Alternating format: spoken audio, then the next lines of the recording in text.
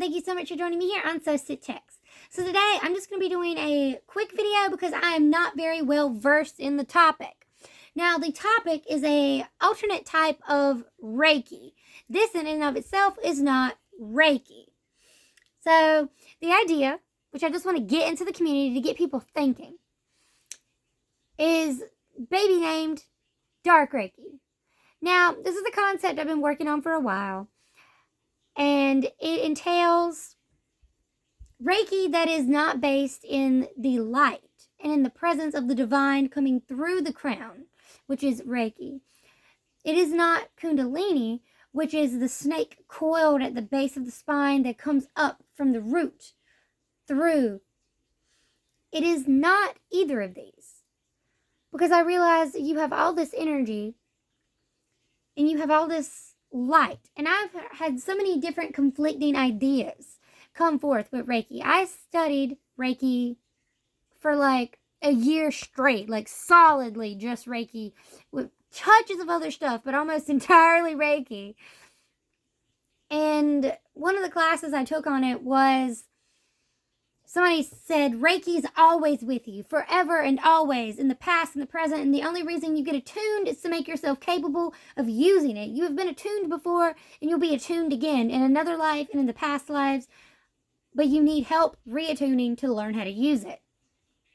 But in the same video, within 30 minutes of this statement of Reiki is forever and always will be with you, because it is the life energy. It is energy from the very source. They said, if you ever try to use Reiki without consent, or if you use Reiki in a bad way, you'll be pulled away from the Reiki and you'll never be able to do it again. And they'll be pulled life energy from you. Like, you just said it's forever and always. Which is it, sir? Which is it? And I don't think the life energy is going to be ripped away from you because it's what makes you function. So if you pull away life-changing energy that was forever and always with you, for doing something basic, which on the idea of consent, like, nobody asks your permission. Well, some people do, but people don't just ask your permission to pray for you. They just do. Whether you like their God, or whether their God has your best interests at heart, or any of that. Why would it matter if Reiki will only go where Reiki is supposed to go? If Reiki will only be effective if it is accepted and it is a willing recipient. Why does it matter if you ask before you send Reiki, realistically? But it got me thinking, what is the negative Reiki? What is the dark Reiki? And there's a couple influences of, can you use Reiki to make someone feel bad? And all these other things. And my idea was, well, then it's not Reiki, because that's light. So I had this idea. What is the opposite of Reiki? Reiki is like, it's light, it's heaven, it's bright, love. It is all these positive vibes. And I'm like, okay, well, the opposite of light is dark. That's pretty basic. The opposite of love is not hate. The opposite of love is apathy. Because love and hate are essentially the same. It's just whether it's a positive or negative of the same emotion. But it is not the opposite side of the same wheel. It is a part of itself. The opposite of love is apathy. It is nothing. It is no emotion. It is a lack of emotion. Life energy. The opposite of life is not death. They are two sides of the same coin, and they are the part of the same cycle. To be a part of the same cycle doesn't necessarily mean that they are part of the same, like, it doesn't mean that they're opposite per se, because you have to have life to have death, and from death you have life. You could argue that with light and dark, but I think it's pretty self-explanatory that this is more of a dark concept. Nextly, you have the idea that it is kind of everything. It is in all. It is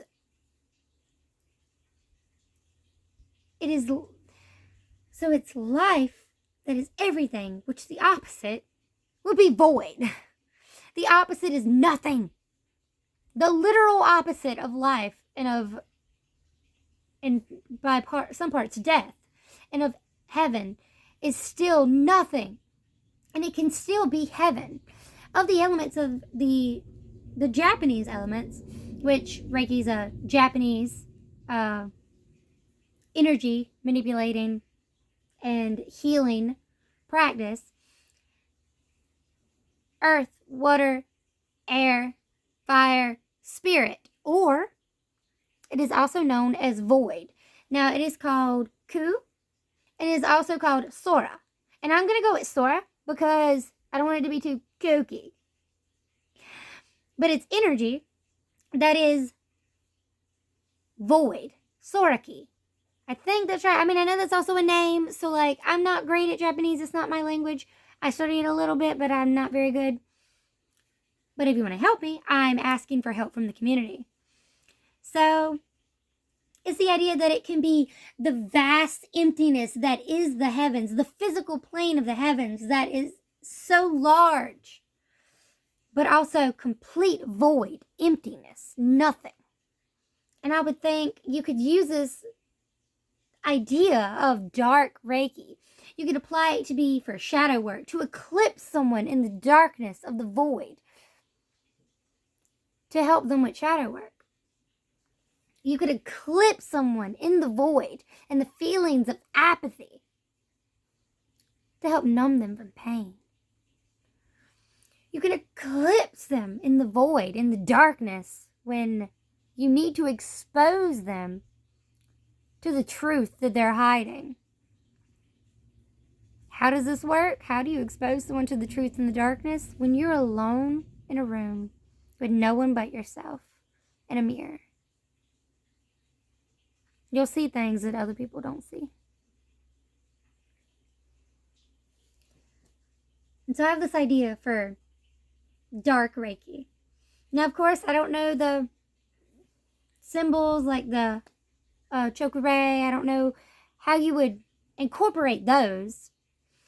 I don't know how it would even work, how the body could handle energy not from the crown, as in Reiki, and not from the spine, as in Kundalini, but from around, from the atmosphere crushing in on you.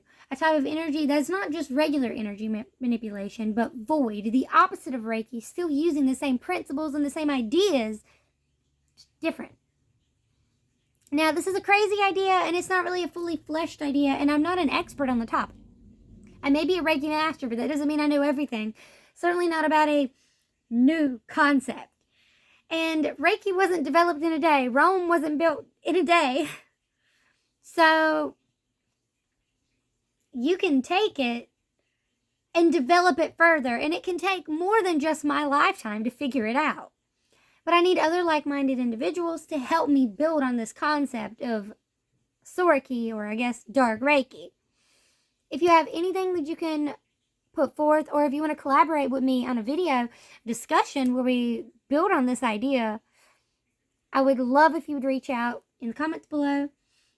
And if you like this idea, please feel free to like the video, subscribe. That would be cool. Now, I know a lot of people are going to be scared talking about dark Reiki. A lot of people are going to be afraid to think of Reiki that can be used for bad. Forcing someone into healing, the most scary and terrifying thing you can do. Forcing someone in darkness, maybe because you want them to become their own light. Lighten up. Maybe you want to put them in darkness as punishment. That's fine. I have no qualm with you being a bitch. Be a bad bitch. Gonna be a bitch. Be a bad bitch. That's okay. But that's up to you. How you use it. I just want to develop it, because this is an incredible idea that I had in my mind. And it's perfect that I'm wearing unisanas to discuss this idea. Please feel free to leave suggestions in the comments below. Leave your reactions in the comments below. Share this with someone who you think might be interested. And help me find a way to use negative, dark energy in a constructive way, be it for bane or for benefit, because really it's all about what side you stand on, whether it's morally good.